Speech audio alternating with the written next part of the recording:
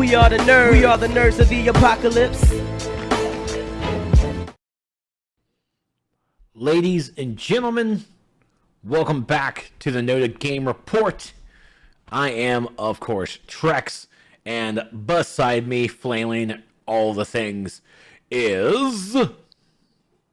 Sami! Xtina is ninja! With a shout out to that background, I have to say that when you look at these two cameras now, that is quite the production of a professional streamer background, where behind me you obviously see a man who does not live alone, but does live alone and has a girlfriend who's mad. She's why is she mad? It's just because there's shit on the couch. Gotcha. It's a couch that we obviously don't have people that come over and sit, so it's a couch that really is just an extra table for my stuff. Gotcha. There we go. There's a stray cord that was holding up my mic. I even have cord maintenance going on behind the scenes.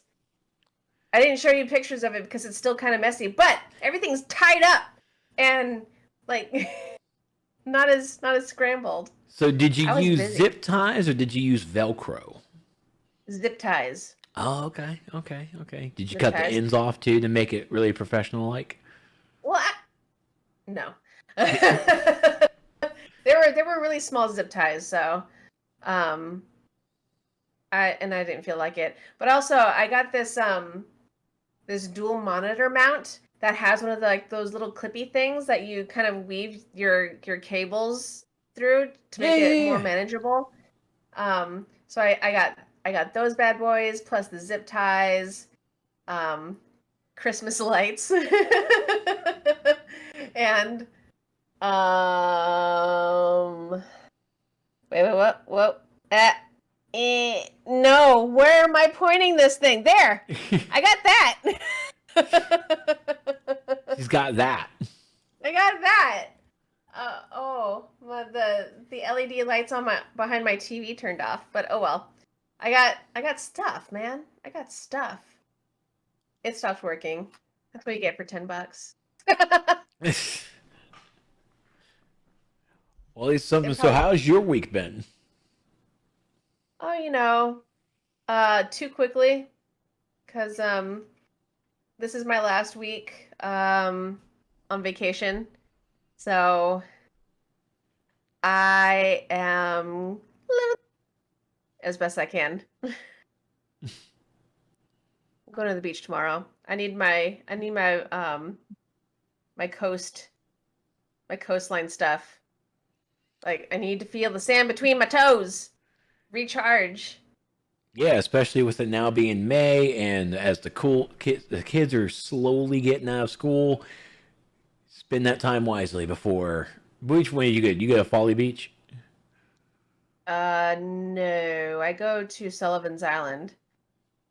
It's a good place. It's a good place. Yeah.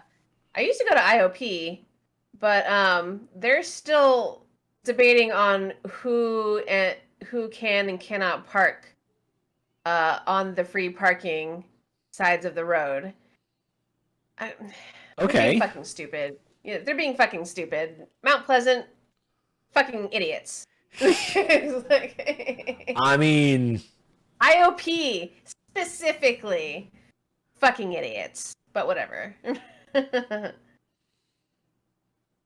don't live there, so I can't be part of those meetings.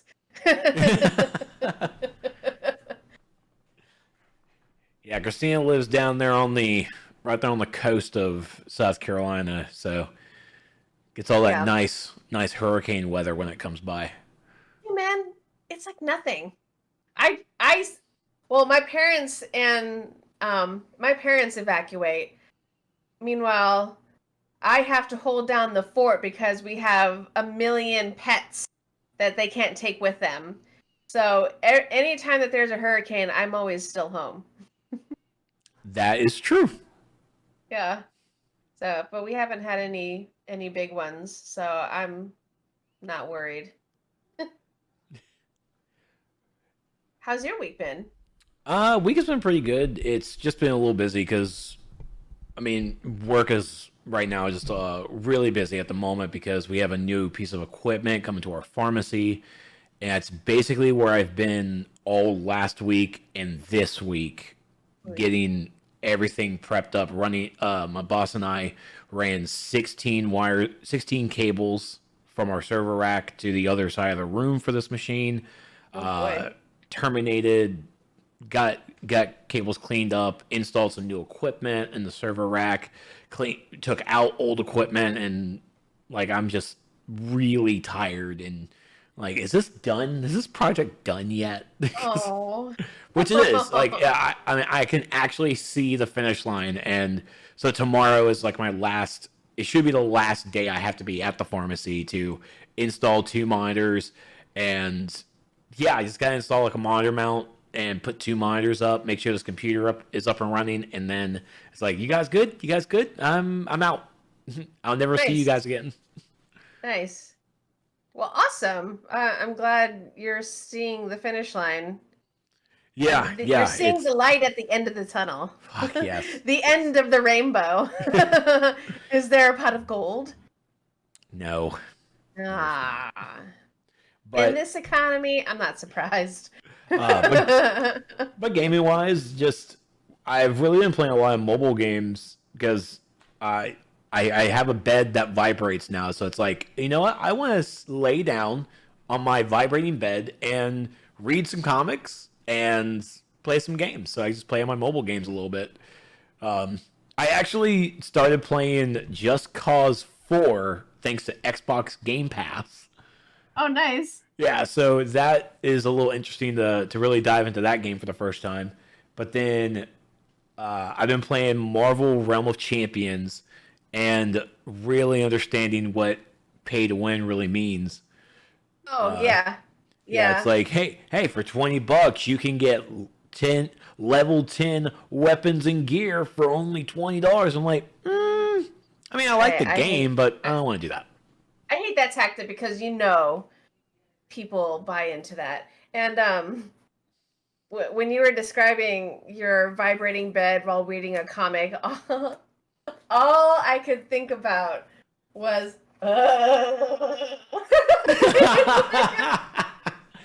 It's not that strong. It's not that strong of a vibrator. It's like you have a glass of wine, it's like But no, I read my comic books on my phone now because my boss got Marvel Unlimited and he gave me the login. So it's like, oh, nice. Yep, like I get to read all the King in Black series. I get to read all my X-Men comics for free. Man, I'm actually almost wanting to pick up the DC Unlimited and give him the login. So it's like, hey, you gave me Marvel, I'll give you DC, and we never get any work done because we're reading comics. I mean, isn't that the American way? It is, because I have underlings that can do all the work and I can just try and relax. That's what being a boss is, bruh! It is. It is. I absolutely hate that I'm a working boss. It's like, guys, don't bother me all day. I'm going to sit in here, look like I'm doing work, and just going to read a book. I'm not a boss of anyone, but I'm definitely senior staff now. Ooh. No pay bumps. but anytime like the bosses are not on site, I have to make certain calls. Whenever like our new staff asks me a question, it's like, yeah, do that. No, don't do that. Who fucking cares? Just go. That's basically my answer to everything. Who fucking cares? That is true. That's probably why I'm not a manager and never have been. So I was actually I'm gonna probably talk about this. I've been meaning to stream actually since actually last Saturday, because some big news came about with New World, the big MMO that I've been waiting for the past like 2 to 3 years, and just a little bit of a Trex rant since you're just gonna get a little bit of it. So New World announced or actually it was leaked last week, that they have a cash shop coming to their game. Well, it's a PC MMORPG, and they're going to have a cash shop. It is first off, it's a buy-to-play game, pay-to-play. So you spend your $40-$50, and you own the game, and you get to play it. They have a cash shop, which they've said is going to have cosmetics and maybe some quality of life items, and also maybe some boosters. And let me tell you now, the Facebook group I'm a part of, it immediately split down the middle. Like, so many people complain about pay to win this, pay to win that, and finding boosters being pay to win. And I'm like, I've really never considered boosters to be pay to win. But in a sense, they are. In a sense, they're not. It's really just like, in the hand of the person who owns it, how it's played. Sure. But like, what do you mean by boosters, though? So it's experience boosters. So as an example, as a person who does work for a living, you work that 9 to 5, and at the end of the day, you get like 4 hours of game time. It's like, oh man, I wish I could do more. Well, with you playing with only playing that 4 hours, and you feel like you're not getting leveled up fast enough, you go into the cash shop, you buy an XP booster, and you're playing your 4 hours and getting more experience than you would. Almost like, as just an example, if you spend an XP booster and play for 4 hours, you're basically getting experience worth of 8 hours. Let's just go with that example. Okay. And people found that to be, because if people can spend boosters and get faster into the game, then obviously, as a pay-to-win definition, it's an advantage over other players who don't.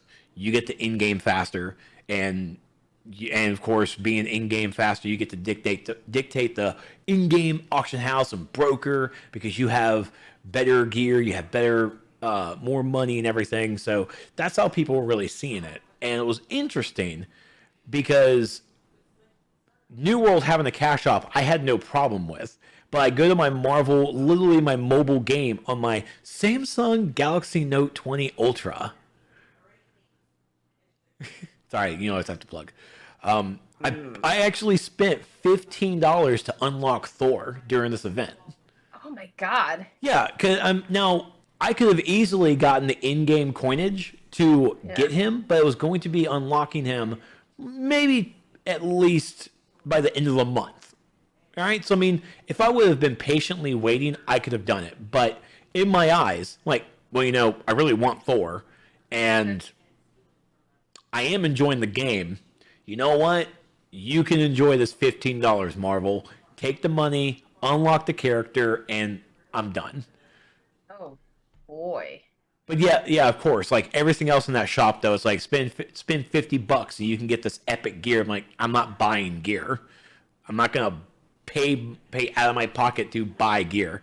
I will pay to unlock a character because I find that as unlocking a power, but there's only certain things like, I'm not going to spend my money on this. So it really is just a question of like what people's definition of pay to win, and across the board, everyone's definition is going to be different. Where mine, as an MMORPG veteran, my definition is key. So whatever I say, it goes. So everyone needs to respect that. Okay. As God player of MMOs, I'm just saying. But everyone just has their problem with it. And literally, my take on New World having a cash shop, I don't care. It's cosmetics, cool. Elder Scrolls Online has cosmetics.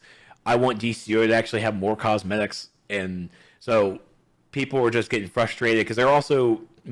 The developers of Amazon games are also considering using a battle pass system, where it's like, okay, I like battle passes. I mean, I do it in my mobile games. I do it now in Star Wars: The Old Republic, another MMORPG that's been around for now a decade.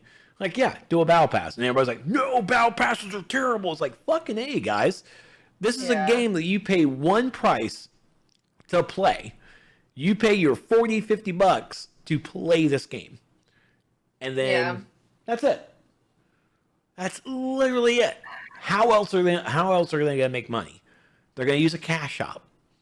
And until that cash shop really has something that's absolutely terrible, like buy this piece of gear for $50, this whole set, and it has stats, that's where I have an issue. That's my issue.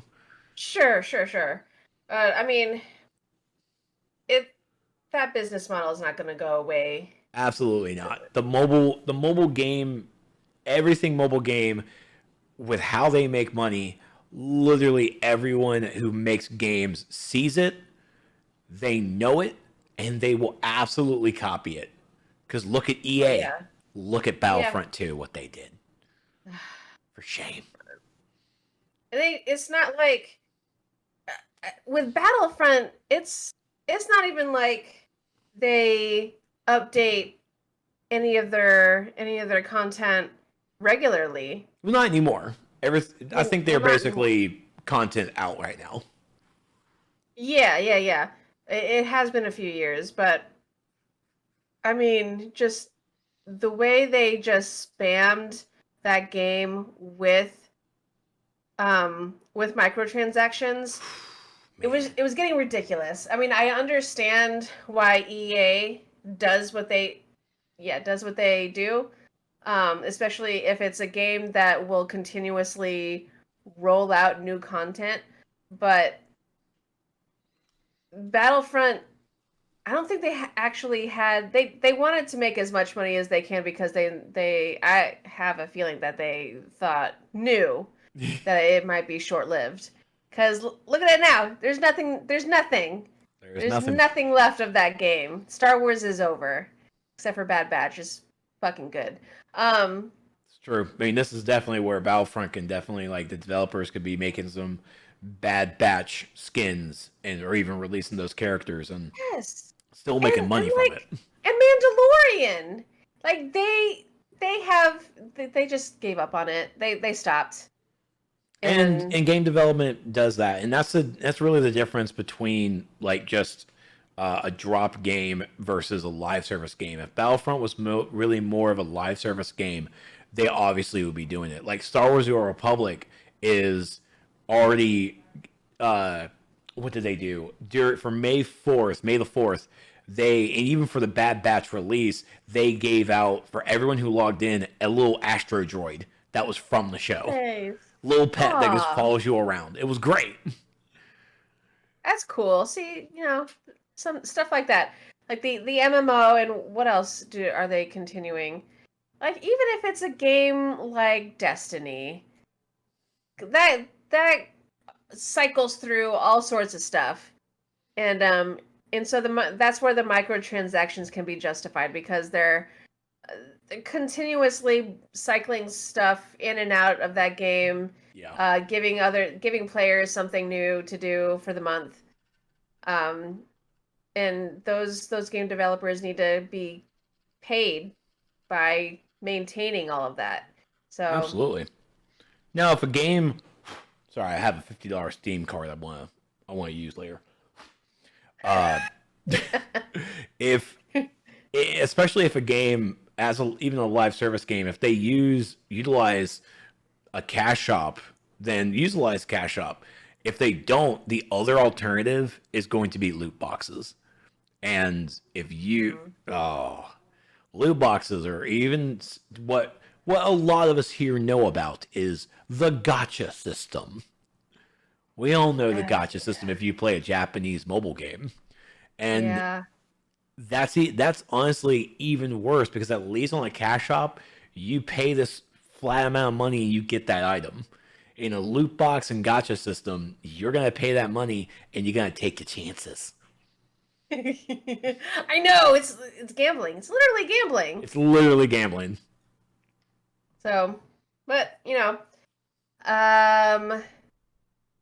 before we get into our new releases for this week, gotta do some housekeeping. If you guys are watching this on YouTube, and if you haven't done this already, you bastards, just like, subscribe, click on that little bell to get notified every time a new video comes up.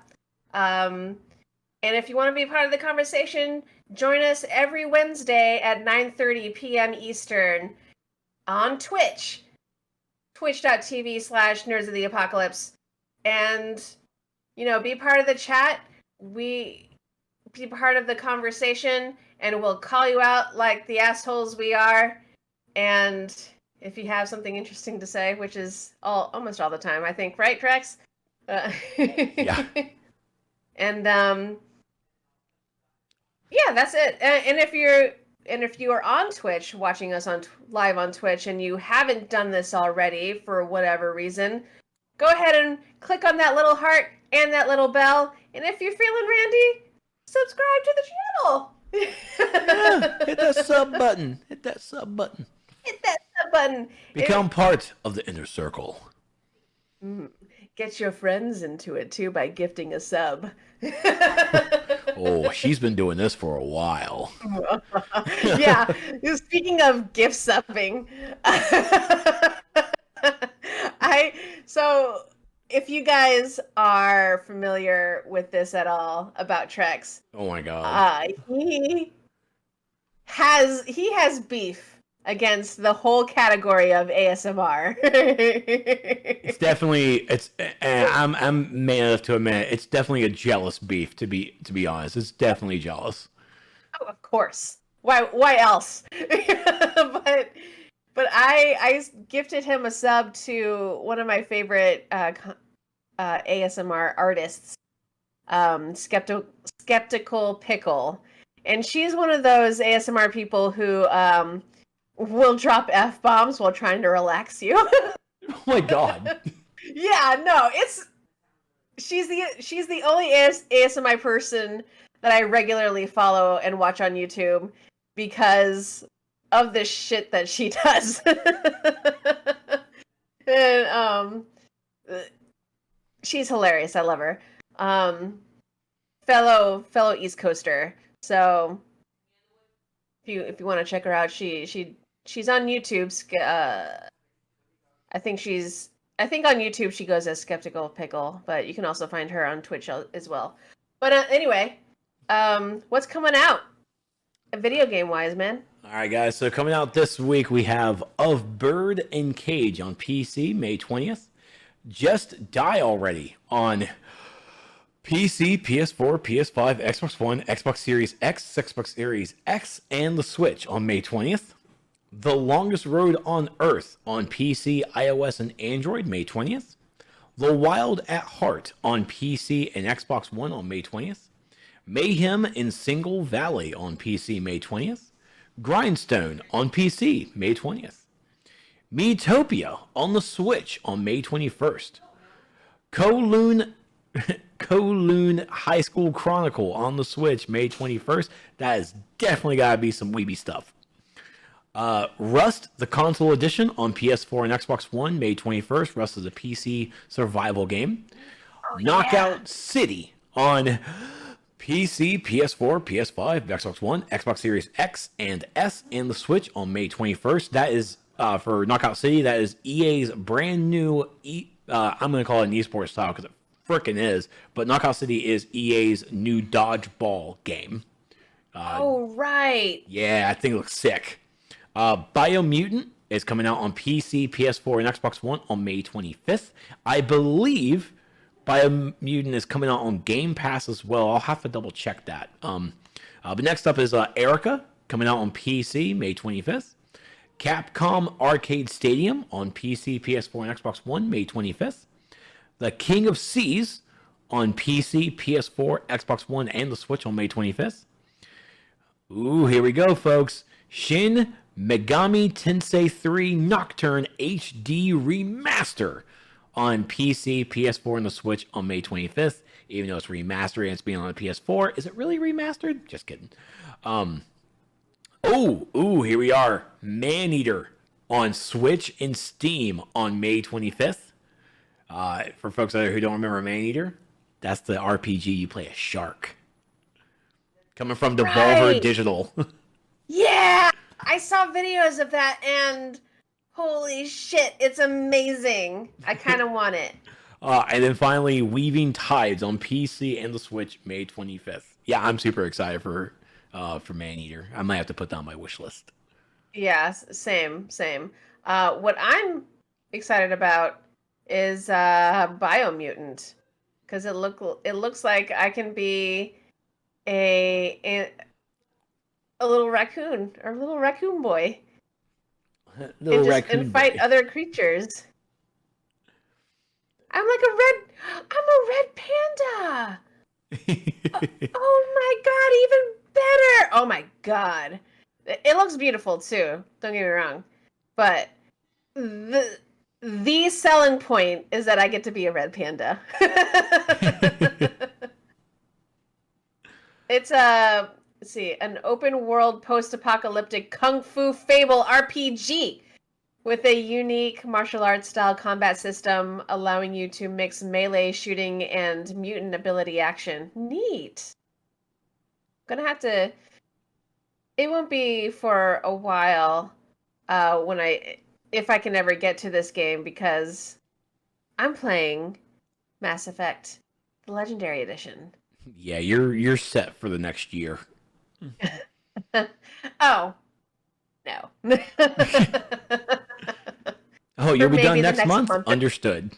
Yeah. I'll be going through all of that. It was the reason why I stopped playing the original versions. As soon as they announced that they were going to re-release and remaster Mass Effect, it's like, well, I'm just gonna have to wait. But I had to look up the Game Pass stuff, and yeah. So first off, it looks like SnowRunner is going to be coming to Game Pass. That's the drive over 40 vehicles from brands such as Ford, Chevrolet, and Freightliner in an untamed open world, basically just driving trucks. Let's see. You'll have. That's not what I'm really caring about. I'm gonna skip that. So May 21st, actually next 2 days, EA's Knockout City will be released, and it's day one for Game Pass on console and PC through EA Play. May 25th on cloud, console, and PC will be Maneater. Ah. So I can play Maneater on my phone on May 20th. Oh, thank you. Thank you. Okay, so he's definitely playing that. Yeah, it's free. I'm definitely down. And what, free right now on Epic Games is the Lion Song. Tomorrow is the last day. Tomorrow, 11 a.m. is the last time, and then they move on to a mystery secret game, right? Huh? It's a secret game? It's a secret game. Their next thing is a secret game, so I don't even know what's coming up. Oh, let it be GTA 5 again. Oh my god, can you imagine if it was GTA? I mean, re-releasing GTA 5 as a free game again, that would be, I'm going to use the term, it's going to be epic. I really think... I get it. I really think because the Epic versus Apple court battle is still going on right now, whatever that secret game is, I really am excited to see what it is, and if it's a big title, that's going to be some great stuff. Yeah. While we're talking about, just video games in general, like not video game news, but just video games. You have on the you linked me this particular game on Steam earlier this week, and you were looking for it while you were making this list. So it came out earlier this month, May 1st, on Steam. And the reason why I'm taking so long, because I don't know if I actually want to give this. It's called Cuckold Simulator: Life as a Beta Male Cuck. No, I didn't share this. I'm going to give full credit. Stevie? I'm going to give full credit. This was a Stevie B find. Oh. Because he is really upset with Steam not allowing the release of Super Seducer 3 to make his marriage stronger. Okay, Super Seducer helps helps his family. I'm super disappointed with Steam as well because I have 1 and 2 Super Seducer, and I wanted 3 as soon as it was, like $5. But so yes, this is a game called Cuckold Simulator: Life as a Beta Male Cuck. The description is the exciting new game where you play as a cuckold. That is his name as well. His name is actually Cuckold. In his day-to-day life, work hard, give all your money to the bull, and be verbally abused by your fat wife. So when I saw this, like in our private chat, I was like, why Steam? Why do we have Cuckold Simulator and not Super Seducer? Yeah. And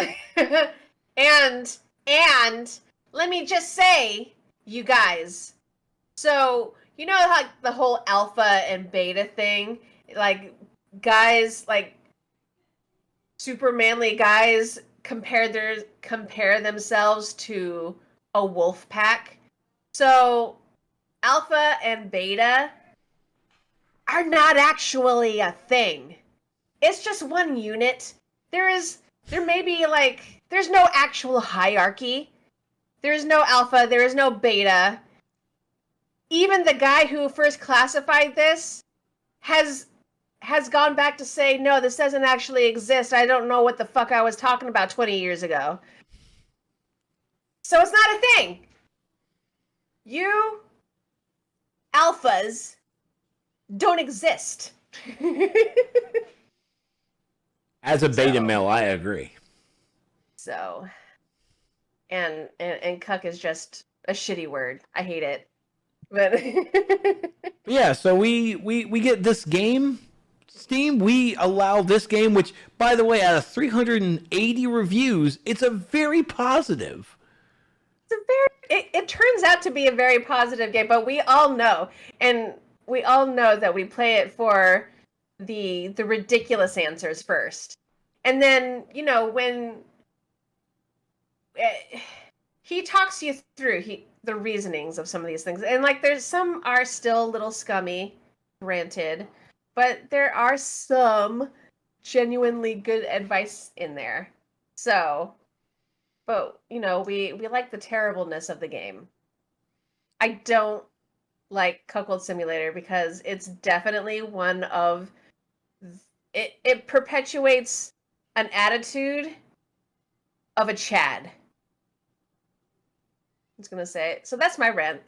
I told them that I was gonna rant about this game, and there it is. Good, because it sucks even more that it's an early access game. An early access game. And because it's an early access game, it gives with Steam, it's like, what do the developers have to say? Why early access? And they give the answer. We want to actively involve players in our development process. Players can submit their ideas of game content, and if enough people like it, it will be added to the game. This is only possible with early access. This will be a community-developed game of sorts. That is like the default answer to anything of why early access. That is the played-out version of it. And I hate it even more that it's only $2. It's $1.99 to play this game. And apparently there was an update back on the 11th that was Cuck Souls, where it has a Dark Souls game feature. See, just no. You allow this game to go about, which is just absurd in the least. But we can't get Super Seducer 3, which literally teaches life advice of how to pick up women and how to treat them better. How to not be shitty. Basically. How to not be shitty. How are you going to take away a teaching game and then give us this? What the fuck, Gabe? What's up with this, Gabe? Come on, let's do better. Speaking of Steam being ridiculous, let's skip to this one. Let me first try to open it. God damn it! Let me open it. Twitch is being ridiculous.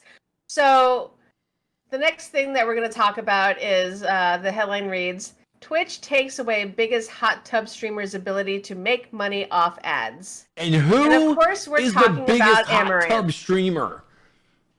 We're talking about Amaranth because the story is just never ending, just like Epic and versus Apple. So it reads, and this is an updated story as well. So let me see where the updated portion is. So it's at the bottom. Okay, so basically, starts out by saying Caitlin Amaranth Siragusa is one of the most popular female streamers on Twitch, like we know. As of right now, she can no longer make money off the ads on her channel. She's already one of the more recognizable names on Twitch, has benefited tremendously from the so-called hot tub meta, in which swimsuit-clad streamers talk to their chats, play games, and perform other activities from hot tubs. If they play games while they're in the hot tub, aren't they concerned about it well, never mind. That's not the point. This has proven controversial, despite Twitch noting to Kotaku that fuck you ad for interrupting me. Twitch noting to Kotaku and others that it's not against the platform's rules. Twitch has taken a different, arguably more damaging sort of action against the biggest streamer to participate in the meta. Quote, yesterday I was informed that Twitch has indefinitely suspended advertising on my channel, she wrote on Twitter, yesterday, I think. Twitch didn't reach out in any way whatsoever. I had to initiate the conversation after noticing, without any prior warning, all the ads revenue disappeared from my channel analytics. But according to Twitch, she was still well within the guidelines, but I don't know. She went on to describe the sudden, uncommunicated swiping of a tool from her money-making tool belt as alarming.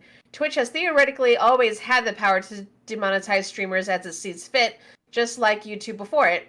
Earlier this year, a cybersecurity researcher discovered that Twitch is experimenting with brand safety score functionality that would, as Twitch later explained, make sure ads are appropriately matched to the right communities on Twitch. But Twitch has never exercised its power in any way before. Siragusa noted that there is no communicated guideline for any of this in Twitch rules. And see, it goes on and on.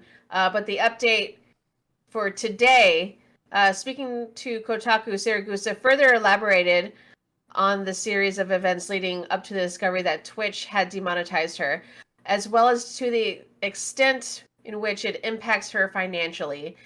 In an email, she explained that prior to the removal, she had been making over $1,000 a day off just the ads, in part to booming business from the hot tub meta. Then it suddenly dropped to zero. Quote, I asked my Twitch partner manager why my ads were showing zero after May 7th, and she initially expressed surprise as well as even introduced me to upcoming ads products that were rolling out. So her manager didn't actually know either. And she was helping her kind of figure it out or work around it. After inquiring internally, it seems she came back with a prepared statement.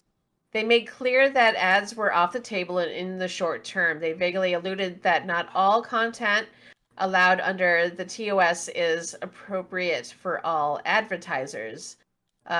She goes on to say one of her Twitch contacts, one of her Twitch contacts followed up questions. She tried to get some follow-up questions, but hasn't heard back from them. But yeah, it's a little shitty. Are they doing this? It sounds like that they're only aiming at her, not the other not the other piece. Yeah, if they're making money off of it. So Amaranth is certainly, yes, the bigger of the streamers. and having her, and she of course started off on AMSR. Yeah. She started over here, guys. And now she follows with the hot tub meta. Oh yeah, look at you! I saw you bobbing and weaving. Yeah. She followed along now with the hot tub meta, where now she can definitely wear a swimsuit, and that's just great for the Cinemax of, the Cinemax of streaming. And I love how she definitely said, like, thank goodness I have other sources of revenue. And I'm like, yeah, you sure do. You sure do. Yeah. That's Which, right. of course, She is just has smart business. Doesn't she have an OnlyFans page? And Patreon. And Patreon. Yeah. Yeah. So, Yeah, daddy pays her. Some daddies out there. I don't some daddy. Not her daddy. No. But, well, not her father, but a daddy. her daddy. Well, maybe several daddies. Yeah, they call me Big Dad. But I mean, and that's just smart business. Of course, I have no love lost whatsoever with this. It's like, oh no, she lost that revenue. Oh wow. But at the same time, I'm definitely gonna be I will go back in her corner. That the way Twitch did this is shitty. And if it did it to her, and if it did it to her, of course, one of their biggest money makers, then what about the other people who are doing the hot tub streams? Have they lost their ad revenue, or is it only her? And if it's only her, Twitch, what are you not telling us? Like, what did she do? Is there anything else? And of course, they're not going to comment on it. They don't do comments on bans too much. But like, you're going to demonetize her. Why? We're all wanting to know why. And if the ad people, if any of the people who have put ads toward her stream, maybe not voluntarily, like maybe they gave their ad to Twitch and it just kind of automatically rolled onto someone else, onto someone's stream. But if any of the advertisers were upset about her stream and their product showed on her stream, then Twitch needs to come up with a system to make it where certain ads don't play on a certain person's stream or like on a certain genre of stream. You know, like how TV used to do, where on Nickelodeon and Cartoon Network, that was actually geared towards children. Yeah. So, Twitch, this sounds like more of a you problem than a her problem.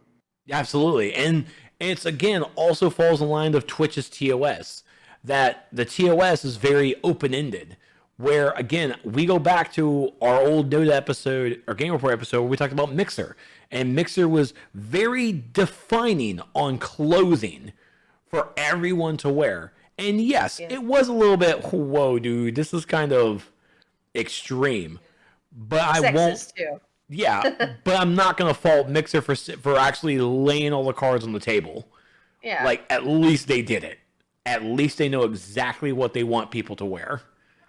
And Twitch does not. And so this is where we are now.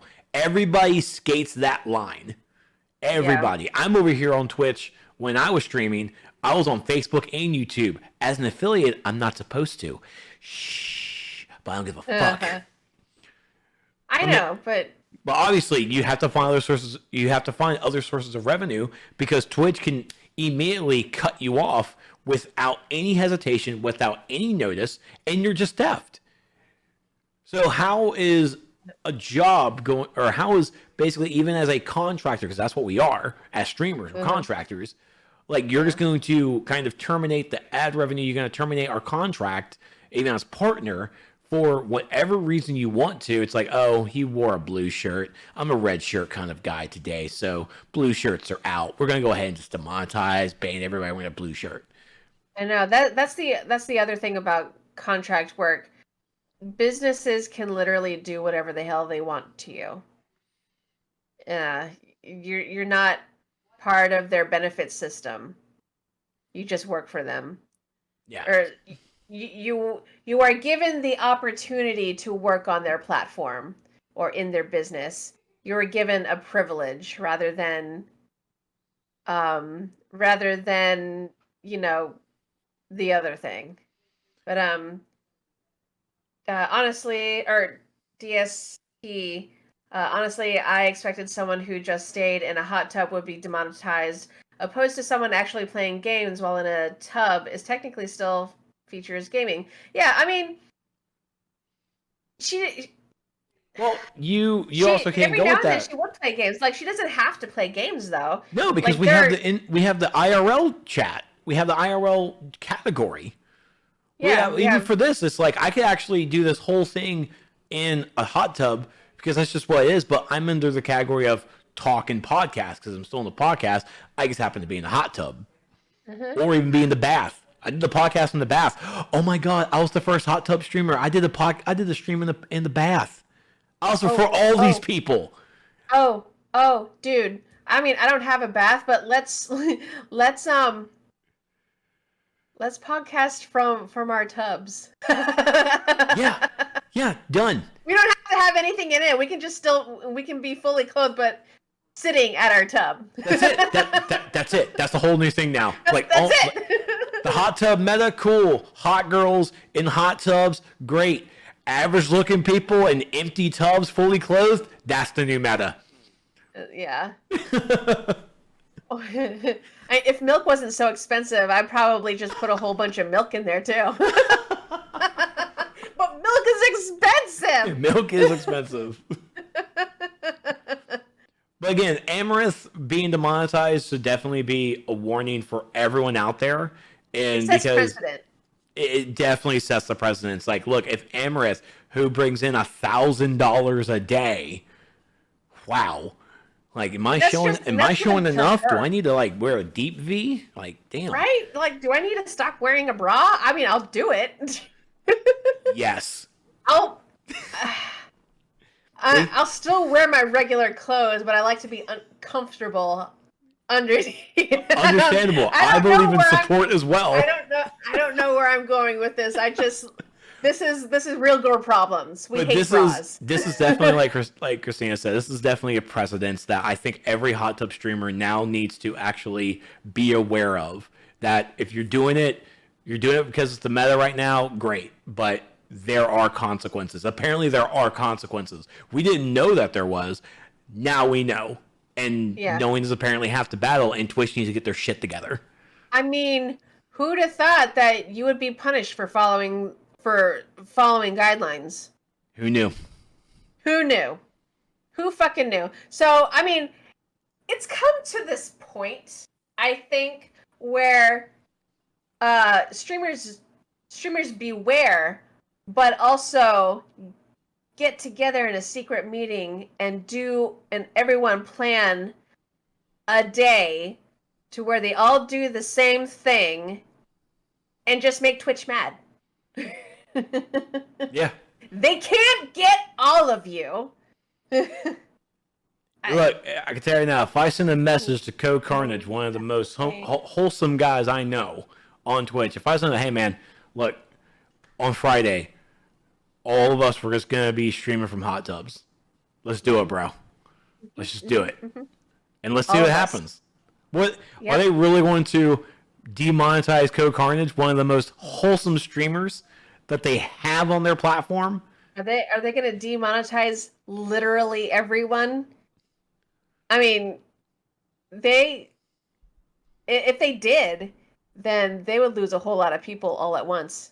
They absolutely would. And of course the answer is like, oh, if you leave Twitch, where are you gonna go? Fucker, there's plenty of other places.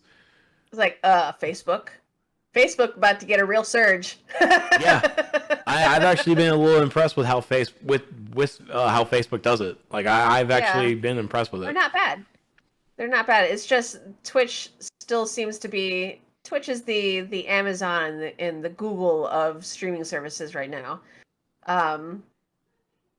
And it's the Amazon because it is Amazon. It is Amazon. Golden Dodge, they banned all the body painters last year, and the poolside streams are worse than those. So Twitch is hypocritical in that regard. I do remember the body painters. I do. Oh, yeah. And I know that they still, there are still a handful that still do it too. But even with body painting, like... It's art. That's exactly what it is. It's art. Like, I'm not going to fault actual art. Like, yeah, it's a person drawing on themselves. Yeah, it's a person drawing on themselves, actually producing an artistic view. What really is happening when you're watching someone just sit in the hot tub? I mean, look at it this way, guys. When it's strictly art, when it's strictly classified as art, and it's not porn and any like, we could be in grade school, go to a fucking museum and see naked ladies in paintings, and none of us. I remember this. Not like we would snicker, sure, but we would never feel victimized or what's the word? Embarrassed because we don't know what the fuck we're looking at. It's like, what is this thing? It's like, who fucking cares? Yeah. They're naked people. They're naked people. It's not porn. It's art. It's like there's no sexual act happening in any way. It's just a Titan eating Zeus. Or no, is it Zeus eating Titan? I don't remember. Two naked guys, one's eating the other in a very bloody manner. Well, I mean, it's probably going to be Kronos eating the gods. Oh, it's Kronos. Yeah. Eating someone else. Yeah, but, he's eating his children because they're going to rise up. It was Zeus who cast down the lightning bolt to kill. Actually, yeah. I mean, just look. We all look at Greek paintings. They're all naked. They're all naked. They're all naked. So sort your shit out, Twitch. Yeah, clean up your house. Clean it up. See, Golden Dodge, there was some group protesting the body painters. Can't remember. It was a real. Oh, of course they're going to be that type of group. Douche. I remember. I can't remember what the site is called. Not that they're worth mentioning anyway. But there's this family values website. If any of you guys have watched. What was that Disney Channel, Trex, that I put you on? It was about the witch. It was about witches. Owl House. In hell. Oh, the witches in hell? Oh, the Owl House. Yeah, Owl House, yeah. On Disney Channel. I think there was it's like a wholesome show, but this website was like, it's teaching our kids witchcraft and demonic. It's endearing them to the demonic forces. They're teaching our kids that hell isn't so bad. And it's like, bitch. Nothing's happening. B, it's not actually, they don't actually call it hell, even though it kind of technically is. But it's wholesome as fuck. So get your panties out of a twist and put it in your mouth because you need to shut up.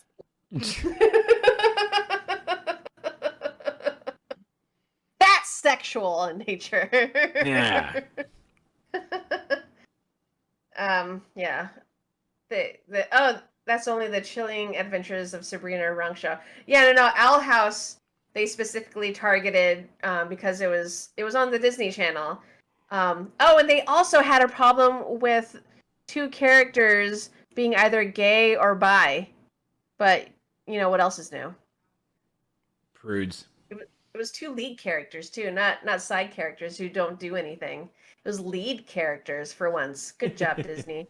But, all right, moving on. I swear, like, I'm in a ranty mood. I don't know what's come over me. But, here's a thing that is coming full circle, I think. GameStop and AMC short sellers sit on nearly $1 billion in loss. Fuck you, hedge fund. Hold tight. Hold those stocks, guys. Hold them. Don't listen to this. Hold. Didn't I say that there was going to be major loss if enough people kept this ball rolling? Fuck you, hedge funders. Fuck you. That's actually the first time I've been right about an economy thing. That's right. I think I'm learning something from my job, you guys.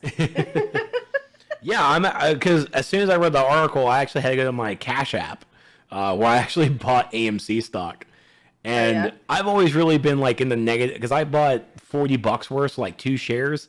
And for the first time, I'm actually at like a negative $5 in gain. I'm like, oh my God, I'm actually close to making at least breaking even. Yeah. And this is the first time since like, 2 months? Mm-hmm.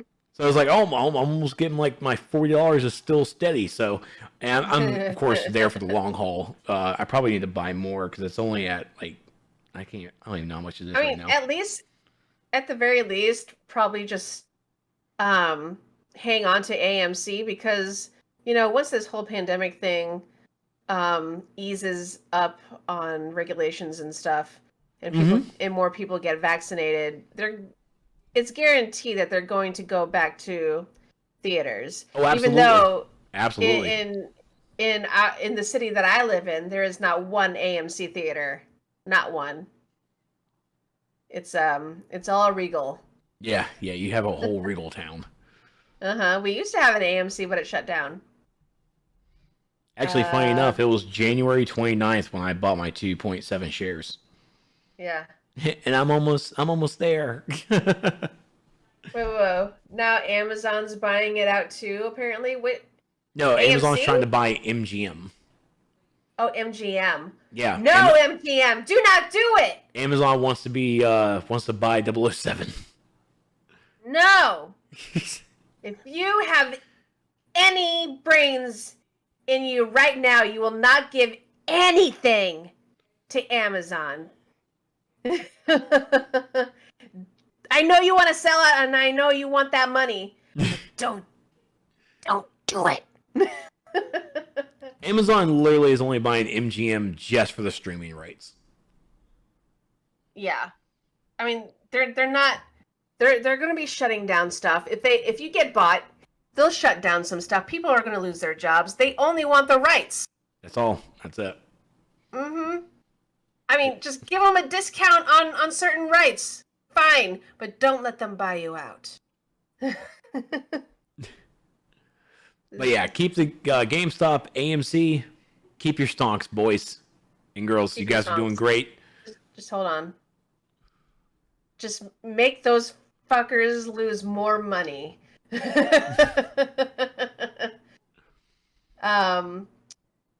Let's see. Oh, another piece of ridiculous news.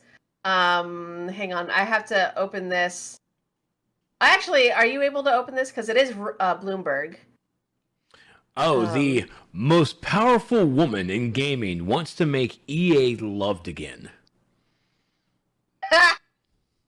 Good luck, bitch. Oh my God, Christina! I know. I'm sorry. Holy shit! I'm a woman, and we have to raise each other up. But that is a tall fucking order. EA? No. So this is Laura Meal. Sorry if I pronounced your last name wrong, ma'am. She became the chief studio officer 3 years ago. So one of the first things Laura, when she became the chief studios officer, EA Inc. 3 years ago, was to gather 19 video game influencers in a conference room. What do you want me to hear? Lay it on me. And she recalls asking them. One guy sitting in the corner of the table, he just said, I don't understand why you don't give players what they're asking for. And honestly, that is actually that's a good fucking statement. Yeah. So, okay. And I mean, I opened up the conversation with a very negative response. But it was either gonna be you or me, so yeah, I know. I mean, because it's EA. Good EA. fucking luck. It's But EA. they have. It's like the police force right now. They have a PR problem that spans years and years. But at least, and I'm saying this because she is a woman coming in with a different point of view. At least she's opening up the channels so they can have the potential of ruminating over some changes that could be made. I mean, at least they will give the appearance of one of such thing happening, and maybe build up that goodwill. Who knows? Who knows? We'll see. Yeah, it's a good luck. It's a super good luck. Yeah. EA definitely has, and EA has a reputation of really just being just terrible as a publisher, in regards to especially how they did with Star Wars Battlefront 2, how that came about. And Mass Effect 3. Mass Effect 3, even recent news, Anthem. Like, you want to get gamers loving EA. What did you do to my Anthem? All right, what did you do? You did nothing. Much interference. And you might even not have been you. I think it might have been you. I don't know. I can only guess, because you're as Chief Studios Officer, if that's still your title. Like, I don't know what you want to do. You gave us a perfect game, but it was nothing, and then you cancel it. Yeah. There were a ton of things happening with Anthem, though. But I will say, that's all it I know. I will say, because of, and this is just because I've communicated with some of the writers, at one point, and it's a lot of it has to do with the higher ups not managing certain things well. It's made for a very unpleasant workspace. And I'm just talking from like a third-hand account from the writer's room. I don't even know all the shit that happened with devs, but we have heard rumors, right? Like, just that whole project leading up to the release date became such a shit show. But you know, like, who was it? Casey Hudson? He left early, didn't he? Yeah. Like, he left. He left the project, like, late in the game, but he left it nonetheless because of the shit that was happening. And it was one other guy. I can't remember. Like, he was another team leader. But a lot of it had to do with too much interference, I think, if I remember correctly. It's been a few years now, but I can't relate. I can't tell you the stories that I heard, because I promised them I wouldn't tell. But she's got sources, folks. She's got sources. It's got sources, but it was all off the record, so I have to honor that. I'm not even officially a journalist anymore, but I have to hold that integrity. But, like, she's our inside. It was bad. It was bad. It was bad. I feel angry for some of the people that I talked to, but Anthem was a shit show. And again, even as it was Anthem specifically, we can always go back to Jason Schreier's amazing, thorough article on the beginnings of Anthem, and then the middles, and then how it became where it is now. And it's terrible. Like, EA as a publisher, like, you want us to love EA again. We can literally give you every bullet point of where EA fucks up, and this is literally everything you need to fix. Everything I read from the article about why she wants to get them to love is like, oh, Battlefield 3 was successful. It's like, Battlefield, who the fuck cares about Battlefield? Like, I know it's myself, and I know there's obviously a lot of players that do, but it's honestly the players who are playing Call of Duty as well. So you're literally sharing that scope. It's like, oh, Battlefield better. No, COD's better. Like, no, in reality, they're the same player who's playing both. You'll never be able to get one or the other, because Call of Duty at least treats itself as a live service game with this Battle Royale with Warzone, where Battlefield, you need to do something. And hopefully your new game that you're announcing later this month is going to be that. It's going to at least be something that's going to be spectacular. But all EA really has are sports games, Battlefield. What else do you have? You had Anthem, which was a new IP that didn't get any love or support whatsoever, and that didn't just hurt EA, that hurt BioWare as well. And BioWare is a staple. BioWare and EA, all you guys now have right now is the legendary remastered version of 3 Mass Effect games. Yeah, and one of which wasn't even under the banner of EA. Mass Effect 2 was being developed before EA officially took over, but by the time that game came out, BioWare had already been owned by EA. But BioWare since then has steadily started to dip in, the goodwill towards players as well because of the shit EA was trying to do to them. Dragon Age Inquisition was still pretty good though. The Dragon Age games. I forgot about Dragon Age. Yeah, it dipped, got back, and then it dipped again because of Mass Effect Andromeda, and then who knows with their next game. Dragon Age, the next Dragon Age game will probably bring us back up again, but we'll see. But BioWare has stopped becoming that go-to game developer that everyone has total confidence in because of EA's acquisition. Yep. I think. What do you think? I'm not even gonna hold my breath. I think you have the uphill battle, and I'm not sure if you're really gonna find victory from it. If you do, good luck. That's all I can really say. I'm an optimist. I'm gonna hope for the best, but I'm also keeping my feet planted, and it's the reality of what EA is, and EA has just gone downhill as a publisher. And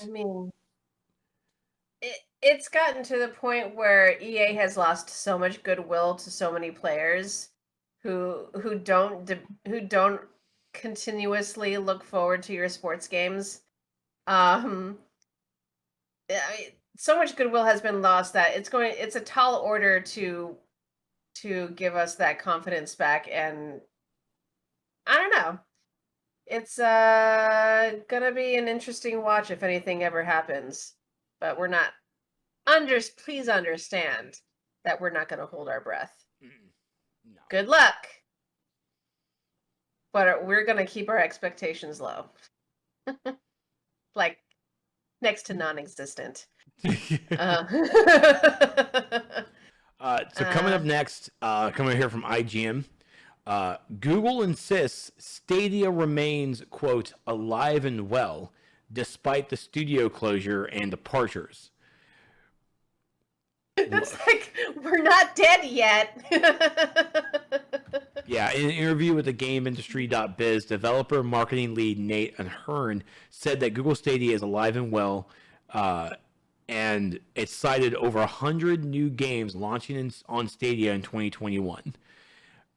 Its growth of its Stadia Makers program and the publisher partnerships as indicators of the service's health. First off, what the hell is a Stadia Maker? Let's see here. So Stadia. It sounds like a toaster. Well, apparently this was announced back in March of 23rd in 2020, last year. So it definitely fell under the radar. It looks like as part of the Google for Games Development Summit, we're excited to announce Stadia Makers. This program is our first step into an expansion of self-publishing for experienced independent game developers. So since launching in November of 2019, developers have launched more than 30 games and 60 game updates on Stadia. We've worked with hundreds of you to start your work with us and couldn't be more thrilled about 120 games that will ship this year alone. So Stadia Makers is partnering with Unity, a team with a long history of building new platforms and game services hand in hand. So, okay. So they have a platform for indie developers to get their game onto Google Stadia. Understood. Cool. So even though the Google studios, the game studios that Google is trying to do for Stadia, those game studios have shut down. And people who have been key to Stadia have left. As an example, we had head of product John Justice, awesome name, and the games lead Jade Raymond. They left when the internal game studios got shut down. Yeah. Earlier this year, they to form a new studio, Haven, which is working on a new IP for PlayStation. And then six Google Stadia staff have since left to join Jade. So, yeah, like, cool. You understand that Stadia is a platform. Don't worry about making games, Google. Worry about producing an amazing platform of cloud gaming. And that's really what should be the focus on. But really what makes Stadia difficult is when you look at cloud gaming like Xbox Game Pass, or especially the best example is GeForce Now from NVIDIA. Yeah. GeForce Now, the reason I love it and it's a success is because GeForce Now is just cloud gaming.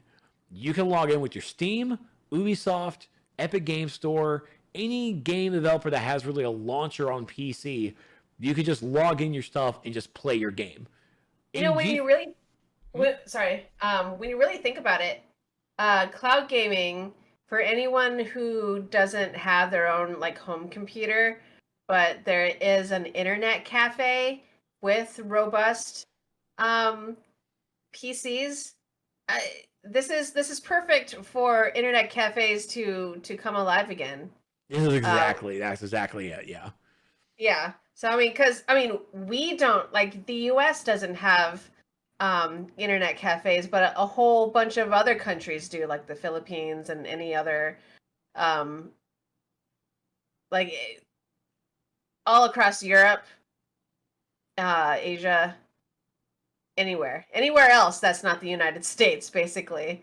There are tons of internet cafes, and if they can keep up with, if they have computers that can keep up with cloud-based gaming, then,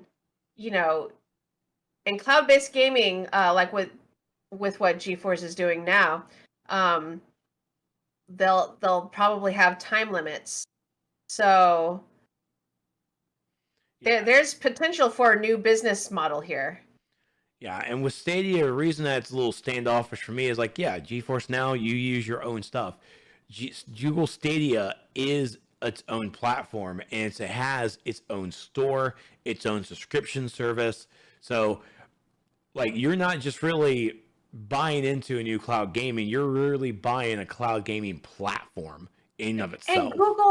And Google is big enough to provide such services to said internet cafes who want to buy in and like support their cloud-based gaming services.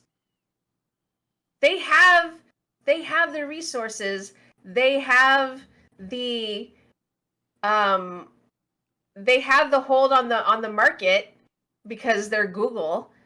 All they just need to do is, come up with a dedicated team and get out there. Yeah, Google. So Google Stadia is still around. They still have some games coming out. Apparently, I think Resident Evil is on it. They got Resident Evil Village on Stadia. So that's a plus. Yeah, yep. But I'm just saying, Google, you can hire me as an idea girl. As an idea person, and I'll give you all the ideas all day, every day. Yeah. Here comes Google Cafe, where we literally have the platform for your internet cafe needs. So a Google Cafe. See, guys, we're trademarking this now. By the way, trademark, copyrighted, owned by Christina. You heard it here first, guys. That's right. I'm definitely documented. I'm gonna go to my boss now and just like, hey, look, we got an idea for an internet cafe. We got this. We don't even have to. We got this. Google Stadium. Holy shit. See, Google. Come on, guys. All right. What's next? Next bit of news is coming from The Verge. My favorite people. Grand Theft Auto 5 is officially coming to PS5 and Xbox Series X in November. So, once again, one GTA game across many generations of consoles. Oh my gosh, yeah. It's always 5, isn't it? It's always 5.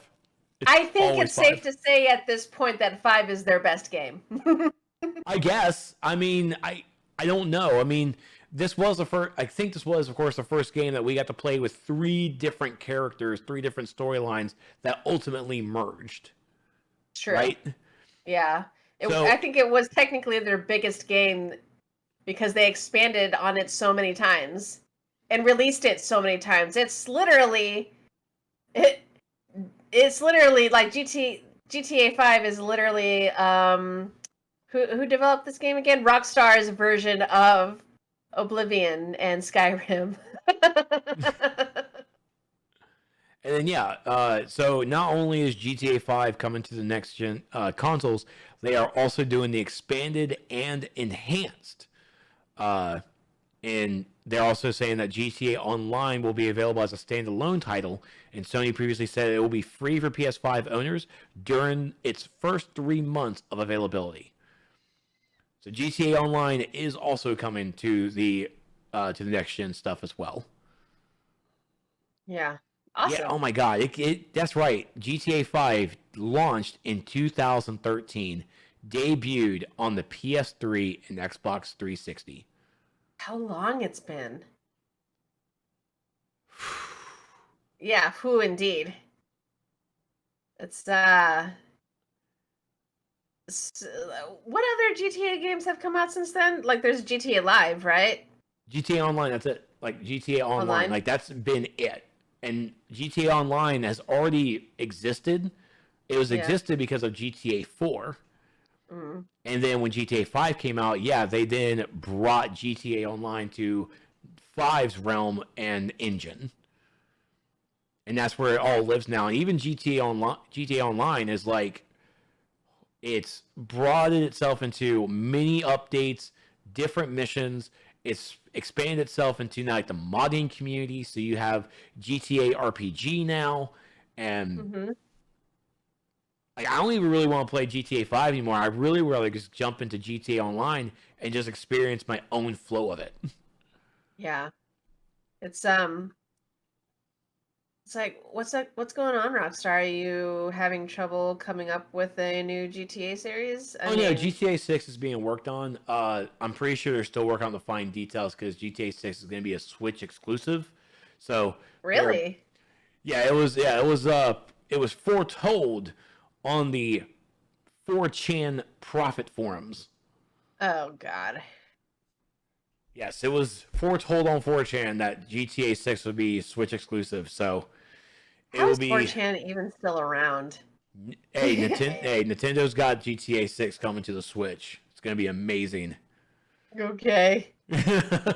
Yes, let's work with graphics that we dealt with back in PS3 days. By the time we get GTA 6, we'll have the Switch Pro. 1080p on a screen, it'll be great. I honestly 1080p is like literally anything higher than 1080p, I just don't really notice anymore. I agree. I mean, my eyesight's terrible. It's like your eyes don't get any sharper than 1080p, pretty much. Like there'll be like subtle, sharper differences when you go to 4K, but not that much. Basically, it's all just computing power at that point. So off to the next topic, which I will take because yes, this you is. Will. So, in case you guys haven't noticed, Resident Evil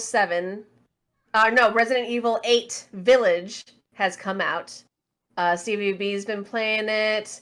I have been watching other people play it. And holy shit, guys, first of all, it's a really good fucking Resident Evil game. If you liked Resident Evil 4, this is the game for you. But that's not exactly what we're talking about right now. Right now, we're talking about Ikumi Nakamura, who was sentenced earlier on Twitter to Horny Jail over Lady Dimitrescu and her horny on main tweets.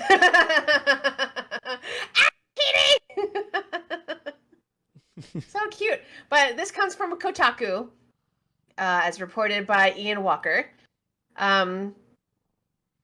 Resident Evil Village's Lady Dimitrescu has captivated former Ghostwire Tokyo creative director Ikumi Nakamura. In sharing that info publicly, however, the energetic developer was sadly condemned to Horny Jail. Never mind the fact that she didn't even know what that was before now. After seeing IGN senior editor Kevin Capiello's faux commercial for a Lady Dimitrescu action figure, Nakamura joked on Twitter about waiting for a full-scale version. But she didn't stop there. Quote, in the game, Ethan is tortured and harassed by Lady Dimitrescu. I enjoy it from Ethan's point of view. I wish this time could go on forever. Nakamura further revealed the depths of her love for the tall vampire lady when pressed on how she would fit such a massive figure in her home, writing that her studio's 4 meters ceiling would be enough to welcome her as my bride. Damn. Like, quote, enough to welcome her as my bride. So, oh, I love her. I just love her. She just endears herself to everyone's hearts. These tweets naturally provoked an onslaught of images sentencing Nakamura to a stint in Horny Jail, a fictional prison for those who share even vaguely sexual content on social media. Although a new concept for Nakamura, she accepted her fate, only showing concern for the meme's use of a sad Shiba Inu as a stand-in for the convicted. What? First of all, I think we should all go to jail for our horny tweets over Lady Dimitrescu. Everybody's going to jail. Absolutely everybody. There's not Absolutely a single person everybody in this world that's not going to go to jail. Including the modder who developed that fly swatter thing that you could hit Lady Dimitrescu's butt with. Oh my god. He needs to go to Horny Jail. Or they need to go to Horny Jail. I'm not assuming I don't want to assume their gender, but they need to go to Horny Jail. But yes, I totally agree with Nakamura. I too want a live action. Well, no, wait. What'd she say? A life-size figurine statue. At this point, I think it would be a statue. Wouldn't even fit your house. Like a true to size 1-to-1 ratio statue of Lady Dimitrescu. And do you have any idea how many times I have watched the scene where Lady Dimitrescu and her daughters hang him up by the hand on those hooks? Do you have any idea how many times I've watched that singular scene? It's because it's the angle in which when she is bringing up Ethan from the ground, or like from the floor to higher up above her to where you can see where you're looking down on her, the angle is just so mwah. I'm gonna need a link sent, please.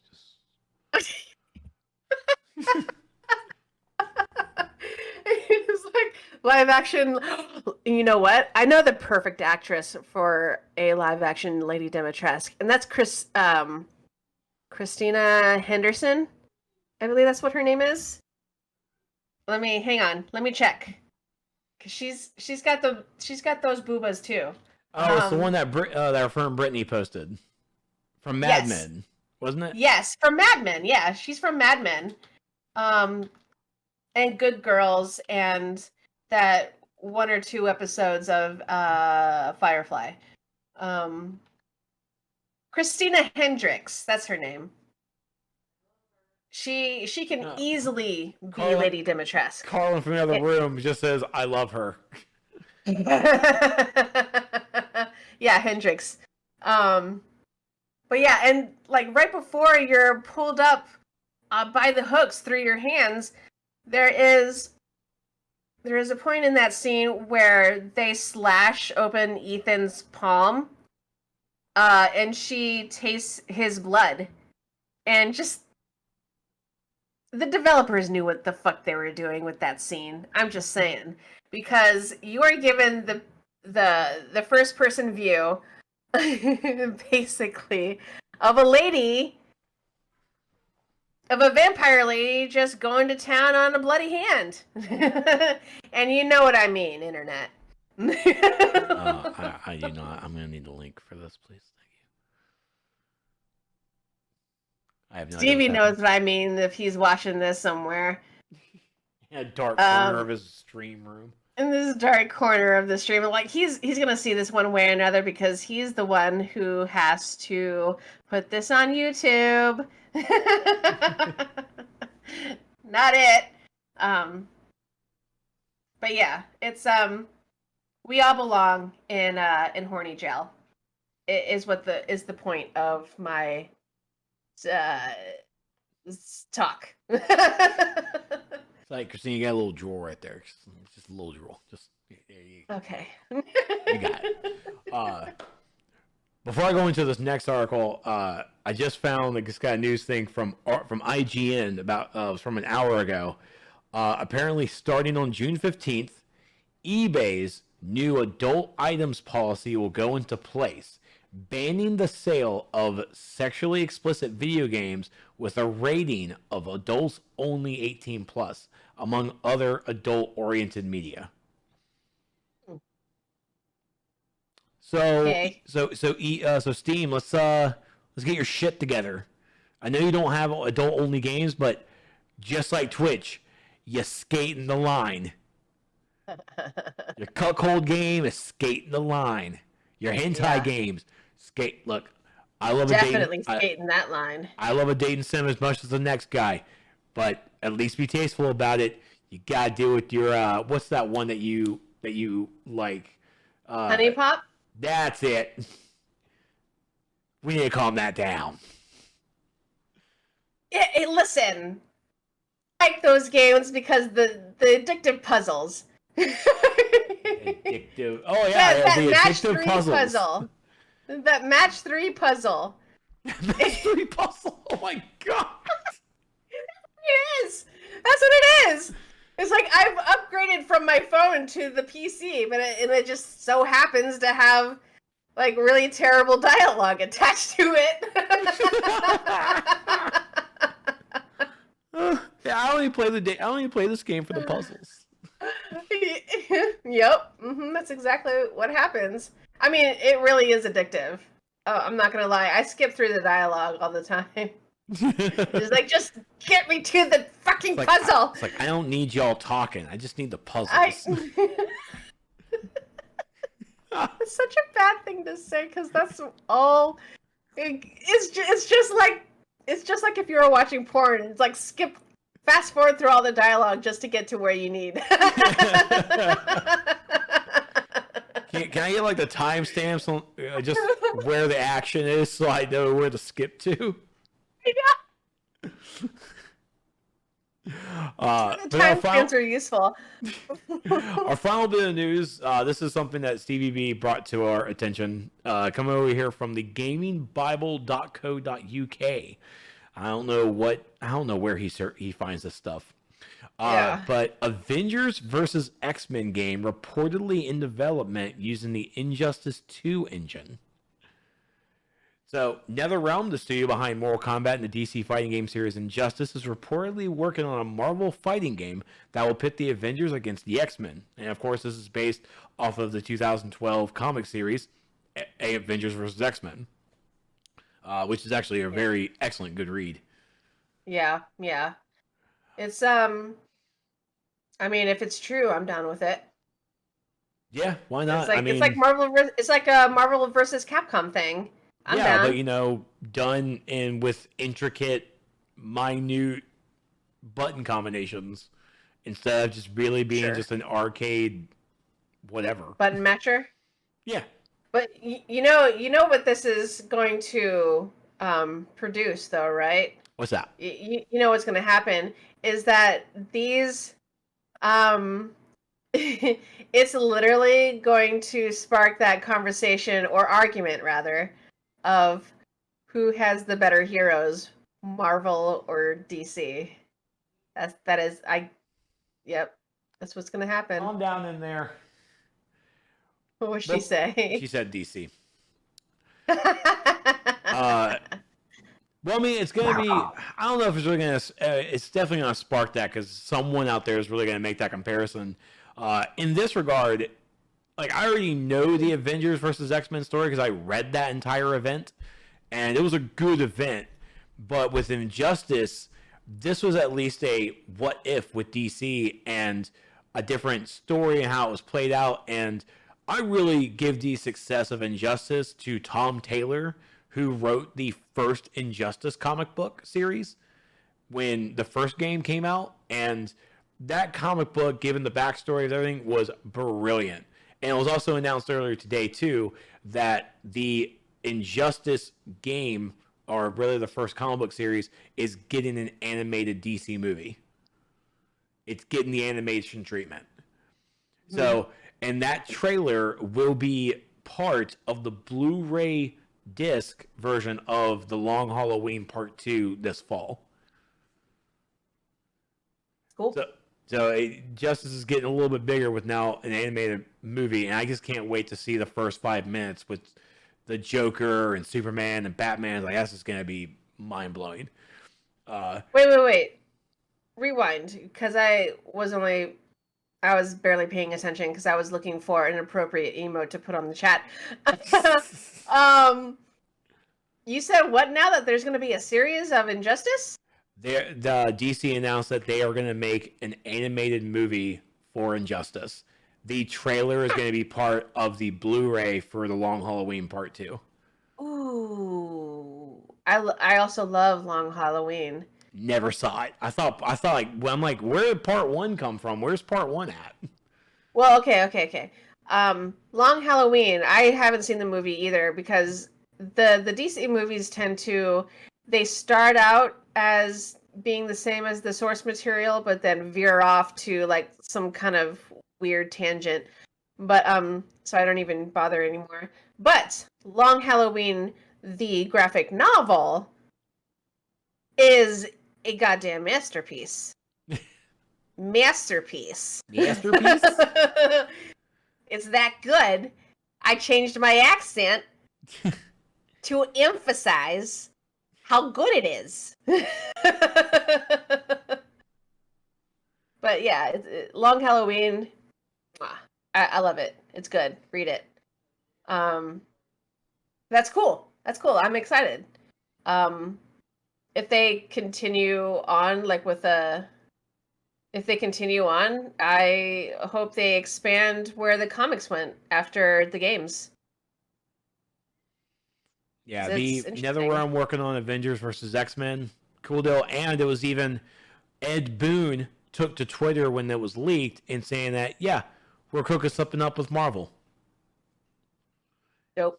So, Avengers versus X-Men would definitely be the fighting game to go with. And obviously everybody's going to main Wolverine and just hack and slash everything.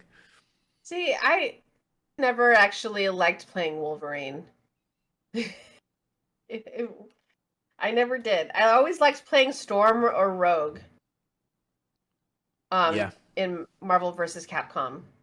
Yeah, I was lame because I had Cyclops, Cable, and Iceman. That was my combination. Just wah. Psylocke too. When she was on there, she was also my main. Hang on, there was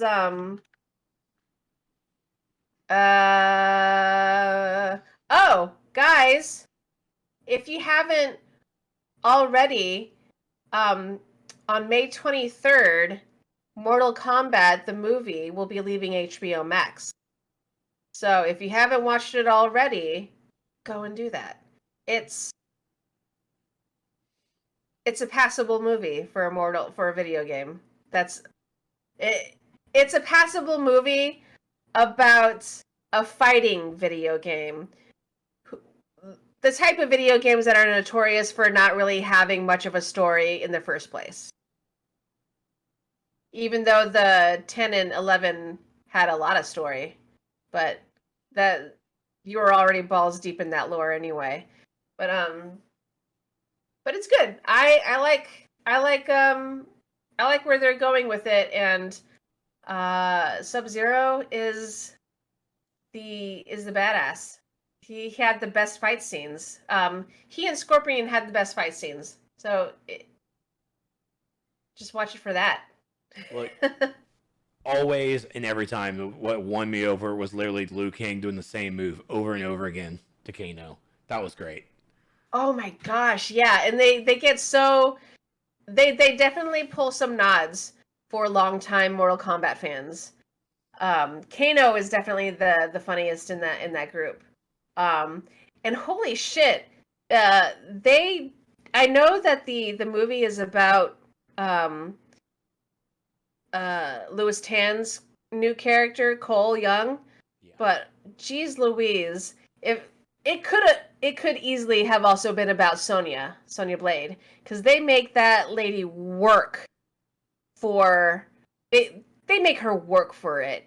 I'm not gonna say for what, but they make her work for her goals by the end of the movie. It's Absolutely. yeah. So it's good. Good fight scenes, actual stunt people, as the actors doing their own stunts. So if you haven't seen it already, it leaves HBO Max May 23rd. So before it kind of goes away for a little bit until the home release. So do it. Yeah, I think it deserves. It definitely deserves another watch. It does. It deserves a second watch if you've already also watched it. It needs to be supported because I guarantee you, going forward, they saw anytime, unless they're not really cognizant, they just in for that cash grab. Unless they're like that, which according to from what I've read and heard in the interviews with the director and the writers, it looks like they're actually trying to be as faithful as they can to the source material. So they can only go up from here. And it was already pretty good. So the second one might be better, but we just have to all give it a chance to get there. Look, Skyline got 2 sequels. We can give Mortal Kombat a sequel. Let's go. It did! And those 2 movies were somehow better! Absolutely were. Okay, so I have a little bit of a standard for sci-fi movies, and Skyline is rock bottom for me. It is literally designated as my rock bottom for sci-fi movies. It is like, if I see a bad sci-fi movie, it's like I'll preface with, at least it's not as bad as Skyline. But then the sequels came out, and it's like, what the shit is this? Why is it so good? What happened? But yeah, the third movie is on Netflix. I think the second movie is on Netflix too. I can't remember. It was on Amazon Prime, the second movie, but I don't know now. But you can look for it. It's they're both good. They have no reason to be good, but they're good. Was there anything else on our list that we needed to talk about? Nope, that was it. We covered it all.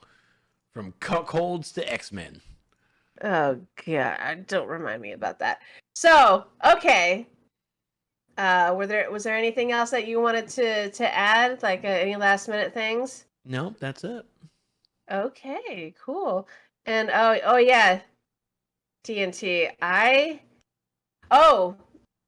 don't think it was over the past week, but Telltale Games on their Facebook page started releasing some fan art on their page, and but they quickly had to follow up with this disclaimer because people thought there was going to be some kind of an announcement. And it's like they said, wait a minute, guys, this like us posting fan art from these amazing artists doesn't mean that we're going to come out with some kind of trailer. We're still working on Wolf Among Us 2. And it's like, that's still good enough news for me. I thought you guys abandoned it. Cuz they haven't been talking about it, but that's just because COVID has delayed some work schedules. Yep. But they're still working on it. And that is news enough for me. I'm just glad that they're still working on the game, because out of all the games that Telltale has developed under licensed IPs, Wolf Among Us, in my opinion, has been the best one, even though they literally have only had one so far. Yeah, I'm kind of done with Walking Dead. There were too many of them, and they were just as depressing as the last one, so I couldn't take it anymore.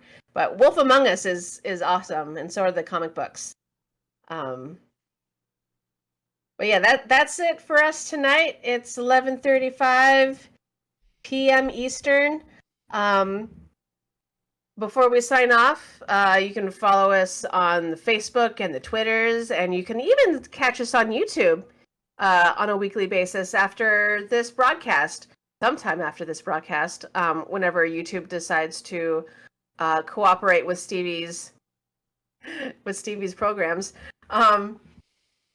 So if you are watching this from YouTube, like, share, subscribe, click on that little bell to get notifications of when the next video is coming up.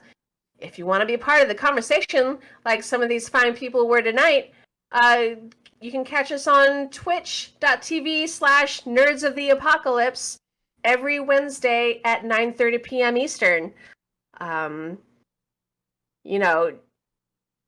Join the Nerds of the Apocalypse cult. I'm saying it. That's what I'm saying tonight, because I'm panicking on what else to say. I'm not really. I'm just being a dumbass right now. But yeah, that's it for us tonight. And I hope you guys have a lovely week and a lovely weekend, and we'll see you next week. There you go. Awesome. Cool. I like it. Ba-ba-da-ba-da-ba. That's a wrap.